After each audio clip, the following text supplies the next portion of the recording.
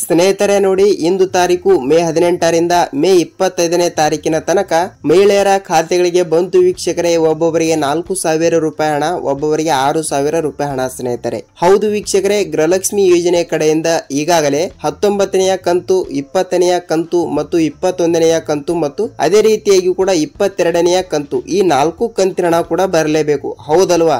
ಈಗ ಪ್ರೆಸೆಂಟ್ ಆಗಿ ಕೂಡ 2 ರಿಂದ 3 ಕಂತಿನ ಹಣ ಆದ್ರೂ ಕೂಡ ಬರಲೇಬೇಕು ಸ್ನೇಹಿತರೆ. ಅದಕ್ಕಾಗಿ ಇಲ್ಲಿ ಸಚಿವೆಯಾಗಿರುವ ಲಕ್ಷ್ಮಿ ಹೆಬ್ಬಾಳ್ಕರ್ ಮೇಡಮ್ ಅವರು, ಅಂದರೆ ಮಹಿಳಾ ಮತ್ತು ಮಕ್ಕಳ ಕಲ್ಯಾಣ ಅಭಿವೃದ್ಧಿ ಸಚಿವೆಯಾಗಿರುವ ಲಕ್ಷ್ಮಿ ಹೆಬ್ಬಾಳ್ಕರ್ ಮೇಡಮ್ ಅವರು ಕೂಡ ಇಲ್ಲಿ ಗೃಹಲಕ್ಷ್ಮಿ ಯೋಜನೆ ಕಡೆಯಿಂದ ಇಲ್ಲಿ ಯಾವ ಅಪ್ಡೇಟ್ ಗಳು ಕೂಡ ಕೊಟ್ಟಿದ್ದಾರೆ ಮತ್ತು ಪ್ರತಿಯೊಂದು ಫಲಾನುಭವಿಗಳ ಖಾತೆಗಳಿಗೂ ಕೂಡ ಇಲ್ಲಿ ಗೃಹಲಕ್ಷ್ಮಿ ಯೋಜನೆಯ ಕಡೆಯಿಂದ ಹಣವನ್ನು ಯಾವಾಗ ಬಿಡುಗಡೆ ಮಾಡುತ್ತಾರೆ, ಯಾವಾಗ ಇಲ್ಲ ಎಂಬುದರ ಮಾಹಿತಿಯನ್ನು ಮತ್ತು ಅದೇ ರೀತಿಯಾಗಿ ಕೂಡ ರಾಜ್ಯದ ಮುಖ್ಯಮಂತ್ರಿಯಾಗಿರುವ ಸಿಎಂ ಸಿದ್ದರಾಮಯ್ಯ ಸರ್ ಅವರು ಮತ್ತು ರಾಜ್ಯದ ಉಪಮುಖ್ಯಮಂತ್ರಿಯಾಗಿರುವ ಡಿ.ಕೆ. ಶಿವಕುಮಾರ್ ಸರ್ ಅವರು ಕೂಡ ಇಲ್ಲಿ ಗೃಹಲಕ್ಷ್ಮಿ ಯೋಜನೆಯ ಹಣವನ್ನು ಬಿಡುಗಡೆ ಮಾಡುವ ಕುರಿತು ಮಾಹಿತಿ ಏನು ಕೊಟ್ಟಿದ್ದಾರೆ, ಏನು ಇಲ್ಲ ಮತ್ತು ಬಹಳಷ್ಟು ಫಲಾನುಭವಿಗಳು ಕೂಡ ಕೇಳ್ತಾ ಇರುವ ಹಾಗೆ ಸರ್ ನಮಗೆ ಹಣವನ್ನು ಯಾವಾಗ ಬಿಡುಗಡೆ ಮಾಡುತ್ತಾರೆ, ಯಾವಾಗ ಇಲ್ಲ ಎಂಬುದರ ಮಾಹಿತಿಯನ್ನು ಈ ವಿಡಿಯೋದಲ್ಲಿ ನಾವು ಸಂಪೂರ್ಣವಾದ ಮಾಹಿತಿಯನ್ನು ತಿಳಿದುಕೊಳ್ಳುತ್ತಾ ಹೋಗೋಣ ವೀಕ್ಷಕರೇ. ಸೊ ನೋಡಿ ಸ್ನೇಹಿತರೆ, ಇಲ್ಲಿ ನೀವೇನಾದ್ರೂ ಮೊದಲ ಬಾರಿಗೆ ಇಲ್ಲಿ ನಮ್ಮ ಚಾನಲ್ಗೆ ಭೇಟಿ ನೀಡ್ತಾ ಇದ್ರೆ ದಯವಿಟ್ಟು ನಮ್ಮ ಚಾನಲ್ಗೆ ಸಬ್ಸ್ಕ್ರೈಬ್ ಮಾಡಿ ಮತ್ತು ಪಕ್ಕದಲ್ಲಿರುವ ಬೆಲ್ ಐಕನ್ ಕೂಡ ಕ್ಲಿಕ್ ಮಾಡಿ ವೀಕ್ಷಕರೇ.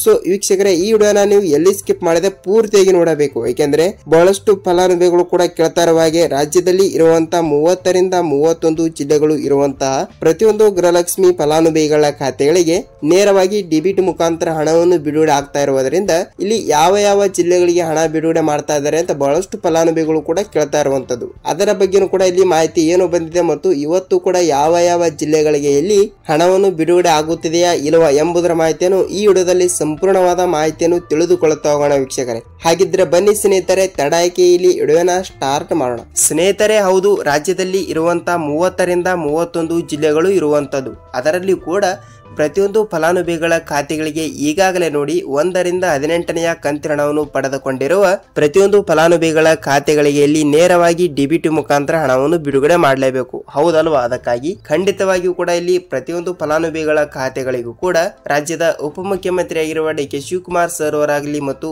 ರಾಜ್ಯದ ಮುಖ್ಯಮಂತ್ರಿಯಾಗಿರುವ ಸಿಎಂ ಸಿದ್ದರಾಮಯ್ಯ ಸರ್ ಅವರು ಕೂಡ ಆಗಲಿ ಒಂದು ಮಾಹಿತಿಯನ್ನು ಕೊಟ್ಟಿರುವಂತದ್ದು. ಏನೆಂದರೆ, ಸರ್ ನಮಗೆ ಇನ್ನೂ ತನಕ 19ನೆಯ ಕಂತಿನ ಹಣನೇ ಬಂದಿಲ್ಲ, ಅದರ ಬಗ್ಗೆ ಮಾಹಿತಿ ಕೊಡಿ ಅಂತ ಬಹಳಷ್ಟು ಫಲಾನುಭವಿಗಳು ಕೂಡ ಕೇಳ್ತಾ ಇರುವಂತದ್ದು. ನೋಡಿ ಸ್ನೇಹಿತರೆ, ಈಗಾಗಲೇ ಸಚಿವೆಯಾಗಿರುವ ಲಕ್ಷ್ಮಿ ಹೆಬ್ಬಾಳ್ಕರ್ ಮೇಡಮ್ ಅವರು ಕೂಡ ಏನ್ ಹೇಳಿದ್ದಾರೆ ಅಂದ್ರೆ, ನೋಡಿ ನಾವು ಈಗಾಗಲೇ 1 ರಿಂದ 18ನೆಯ ಕಂತಿನ ಹಣವನ್ನು ಬಿಡುಗಡೆ ಮಾಡಿದ್ದೇವೆ, ಅದು ಬೇಡ, ಈಗ 19ನೆಯ ಕಂತಿನ ಹಣ ಮತ್ತು 20ನೆಯ ಕಂತಿನ ಹಣ, ಈ 2 ಕಂತಿನ ಹಣವನ್ನು ಪ್ರತಿಯೊಂದು ಫಲಾನುಭವಿಗಳ ಖಾತೆಗಳಿಗೆ ಇಲ್ಲಿ 4,000 ರೂಪಾಯಿ ಹಣವನ್ನು ಬಿಡುಗಡೆ ಆಗಲೇಬೇಕು. ಹೌದಲ್ವಾ? ಅದಕ್ಕಾಗಿ ಖಂಡಿತವಾಗಿಯೂ ಕೂಡ ಪ್ರತಿಯೊಬ್ಬರಿಗೂ 4,000 ರೂಪಾಯಿ ಹಣವನ್ನು ಬಿಡುಗಡೆ ಮಾಡುವ ಕುರಿತು ಈಗಾಗಲೇ ಸರ್ಕಾರದಿಂದ ಸ್ಟೇಜ್ಗೆ 2 ರಿಂದ 2,500 ಸಾವಿರದಿಂದ 3,500 ಕೋಟಿ ಹಣವನ್ನು ಈಗಾಗಲೇ ರಿಸೀವ್ ಆಗಿದೆ ಅಂತ ವೀಕ್ಷಕರೇ. ಹೌದು, ಇಷ್ಟು ರೂಪಾಯಿ ಹಣವನ್ನು ಇಲ್ಲಿ 2 ಕಂತಿನ ಹಣಕ್ಕೆ ಸಾಕಾಗುವಷ್ಟು ಹಣವನ್ನು ರಿಸೀವ್ ಆಗಿದೆ ಅಂತೆ.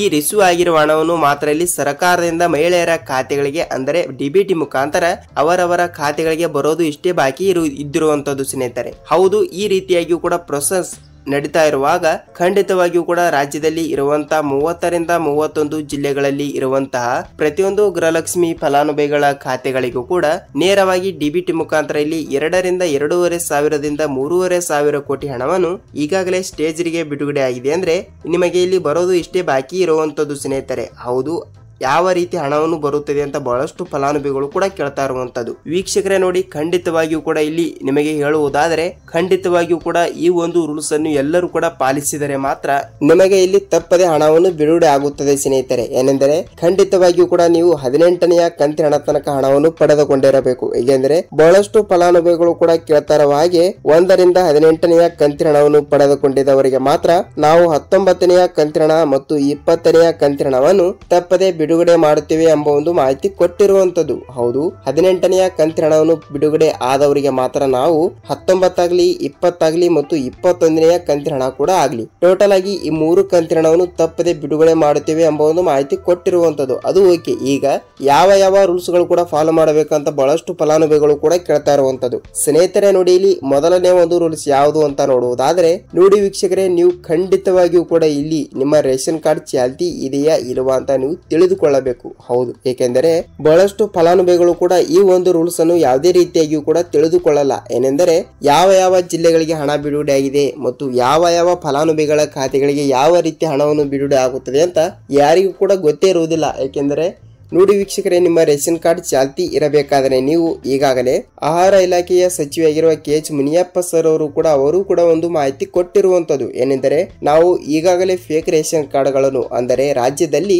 1 ರಿಂದ 1.5 ಕೋಟಿ ಲಕ್ಷ ರೇಷನ್ ಕಾರ್ಡ್ಗಳು ಇರುವುದರಿಂದ ಖಂಡಿತವಾಗಿಯೂ ಕೂಡ ಅದರಲ್ಲಿಯೂ ಕೂಡ ನಾವು 1 ರಿಂದ 1.5 ಲಕ್ಷ ರೇಷನ್ ಕಾರ್ಡ್ಗಳನ್ನು ರದ್ದು ಮಾಡಿದ್ದೇವೆ ಎಂಬ ಒಂದು ಮಾಹಿತಿ ಕೊಟ್ಟಿರುವಂತದ್ದು. ಹೌದಲ್ವಾ? ಅದು ನಿಮಗೂ ಕೂಡ ಗೊತ್ತಿರಬಹುದು ವೀಕ್ಷಕರೇ. ಏಕೆಂದರೆ ಈ ರೀತಿಯಾಗಿ ಕೂಡ ಫೇಕ್ ರೇಷನ್ ಕಾರ್ಡ್ಗಳನ್ನು ತೆಗೆಸಿಕೊಂಡು ಸರ್ಕಾರದಿಂದ ಹಣವನ್ನು ದೋಚಿಕೊಳ್ಳುವ ಪ್ರತಿಯೊಂದು ಫಲಾನುಭವಿಗಳ ರೇಷನ್ ಕಾರ್ಡ್ಗಳನ್ನು ಸರ್ಕಾರ ಇಲ್ಲಿ ರದ್ದುಗೊಳಿಸಿರುವಂತದ್ದು ಸ್ನೇಹಿತರೆ. ಅದಕ್ಕಾಗಿ ಅದೇ ರೀತಿಯಾಗಿಯೂ ಕೂಡ ನೀವು ಗೃಹಲಕ್ಷ್ಮಿ ಯೋಜನೆ ಹಣವನ್ನು ಪಡೆದುಕೊಳ್ಳಬೇಕಾದರೆ ಖಂಡಿತವಾಗಿಯೂ ಕೂಡ ನೀವು ನಿಮ್ಮ ರೇಷನ್ ಕಾರ್ಡ್ ಚಾಲ್ತಿ ಇದೆಯಾ ಇಲ್ಲವಾ ಅಂತ ನೀವು ಒಂದು ಸಲ ಪರಿಶೀಲಿಸಬೇಕು. ಏಕೆಂದರೆ ನೀವು ಗ್ರಾಮ 1 ಅಂದರೆ ನಿಮ್ಮ ಊರಿನಲ್ಲಿ ಇರುವಂತಹ ಗ್ರಾಮ 1 ಆಗಲಿ ಮತ್ತು ನಿಮ್ಮ ತಾಲೂಕಿನಲ್ಲಿ ಇರುವ ಬೆಂಗಳೂರು 1, ಕರ್ನಾಟಕ 1 ಇಂಥ ಕೇಂದ್ರಗಳಿಗೆ ಹೋಗಿ ನಿಮ್ಮ ರೇಷನ್ ಕಾರ್ಡ್ ಚಾಲ್ತಿ ಇದೆಯಾ ಇಲ್ವಾ ಅಂತ ಒಂದು ಸಲ ನೀವು ಪರಿಶೀಲನೆ ಮಾಡಿಸಿಕೊಳ್ಳಬೇಕು ಸ್ನೇಹಿತರೆ. ಹೌದು, ಇದು 2ನೇ ಒಂದು ರೂಲ್ಸ್ ಆಗುತ್ತದೆ. ಈ ರೀತಿ ಹಣವನ್ನು ಬಿಡುಗಡೆ ಆಗ್ತಾ ಇರುವುದರಿಂದ ಖಂಡಿತವಾಗಿಯೂ ಕೂಡ ಈ 1-2 ರೂಲ್ಸ್ ಗಳನ್ನು ಕೂಡ ಖಂಡಿತವಾಗಿಯೂ ಕೂಡ ಎಲ್ಲರೂ ಕೂಡ ಪಾಲಿಸಿ ತಪ್ಪದೆ ನಿಮಗೆ ಇಲ್ಲಿ ಹಣವನ್ನು ಬಿಡುಗಡೆ ಆಗುತ್ತದೆ ವೀಕ್ಷಕರೇ. ನೀವು ಇಲ್ಲಿ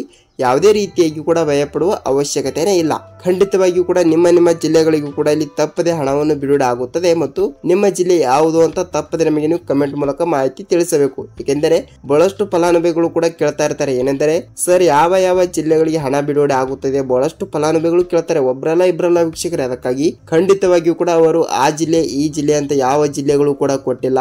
ರಾಜ್ಯದಲ್ಲಿ ಇರುವಂತಹ 30 ರಿಂದ 31 ಜಿಲ್ಲೆಗಳಲ್ಲಿ ಇರುವಂತಹ ಪ್ರತಿಯೊಂದು ಗೃಹಲಕ್ಷ್ಮಿ ಫಲಾನುಭವಿಗಳ ಖಾತೆಗಳಿಗೆ ನಾವು ತಪ್ಪದೆ ಹಣವನ್ನು ಬಿಡುಗಡೆ ಮಾಡುತ್ತೇವೆ ಎಂಬ ಒಂದು ಮಾಹಿತಿ ಕೊಟ್ಟಿರುವಂತದ್ದು ಸ್ನೇಹಿತರೆ. ಹೌದು, ರಾಜ್ಯದಲ್ಲಿ ಇರುವಂತಹ ಪ್ರತಿಯೊಂದು ಜಿಲ್ಲೆಗಳಿಗೂ ಕೂಡ ನಾವು ತಪ್ಪದೆ ಹಣವನ್ನು ಬಿಡುಗಡೆ ಮಾಡುತ್ತೇವೆ ಎಂಬ ಒಂದು ಮಾಹಿತಿ ಕೊಟ್ಟಿದ್ದಾರೆ. ಸೊ ಖಂಡಿತವಾಗಿಯೂ ಕೂಡ ತಪ್ಪದೆ ಹಣವನ್ನು ಬಿಡುಗಡೆ ಆಗುತ್ತದೆ. ನೀವು ಇಲ್ಲಿ ಯಾವುದೇ ರೀತಿಯಾಗಿ ಕೂಡ ಭಯಪಡುವ ಅವಶ್ಯಕತೆ ಇಲ್ಲ. ತಮ್ಮಲ್ಲಿ ಒಂದೇ ಒಂದು ರಿಕ್ವೆಸ್ಟ್ ಸ್ನೇಹಿತರೆ, ಏನೆಂದರೆ ನಿಮ್ಮ ಜಿಲ್ಲೆಗಳಿಗೆ ಹಣ ಬಂದಿದ್ದರೆ ಈ ಒಂದು ಕೆಲಸವನ್ನು ಮಾಡಿ ಅಂತ ನಾನು ಮೊದಲಿಗೆ ಹೇಳಿರುವೆ. ಅದಕ್ಕಾಗಿ ನಿಮಗೆ ಈ ವಿಡಿಯೋನ ಹೇಗೆ ಅನಿಸ್ತು ಅಂತ ಕಮೆಂಟ್ ಮಾಡಿ ಮತ್ತು ಈ ವಿಡಿಯೋಗೆ ನಾನು 1000 ಲೈಕ್ಗಳನ್ನ ಅಕ್ಸೆಪ್ಟ್ ಮಾಡ್ತಾ ಇದ್ದೀನಿ. ನೀವು ಎಲ್ಲರೂ ಕೂಡ ಒಂದೊಂದು ಲೈಕ್ ಮಾಡಿದರೆ 1000 ಲೈಕ್ಗಳನ್ನ ಆಗಿ ಆಗುತ್ತದೆ ವೀಕ್ಷಕರೇ. ಅದಕ್ಕಾಗಿ ವಿಡಿಯೋ ನೋಡುವವರು ಕೂಡ ಎಲ್ಲರೂ ಕೂಡ ಒಂದೊಂದು ಲೈಕ್ ಮಾಡಿದರೆ 1000 ಲೈಕ್ಗಳು ಆಗಿ ಆಗುತ್ತವೆ. ಅದಕ್ಕಾಗಿ ಕಂಪಲ್ಸರಿಯಾಗಿ ಕೂಡ ಈ ವಿಡಿಯೋನ ಪೂರ್ತಿಯಾಗಿ ನೋಡಿದಕ್ಕೆ ಧನ್ಯವಾದಗಳು. ನಾವು ಇದೇ ರೀತಿಯಾಗಿ ಕೂಡ ಗೃಹಲಕ್ಷ್ಮಿ ಆಗಲಿ, ಅನ್ನ ಭಾಗ್ಯ ಆಗಲಿ ಮತ್ತು ಸರ್ಕಾರದಿಂದ ಬರುವಂತಹ ಪ್ರತಿಯೊಂದು ಉಪಯುಕ್ತ ಮಾಹಿತಿಗಳ ವಿಡಿಯೋ ಜೊತೆಗೆ ನಾವು ಮತ್ತೊಂದು ಅಪ್ಡೇಟ್ ಜೊತೆಗೆ ಭೇಟಿಯಾಗೋಣ ಸ್ನೇಹಿತರೆ. ಅಲ್ಲಿ ತನಕ ಎಲ್ಲರಿಗೂ ನಮಸ್ಕಾರ.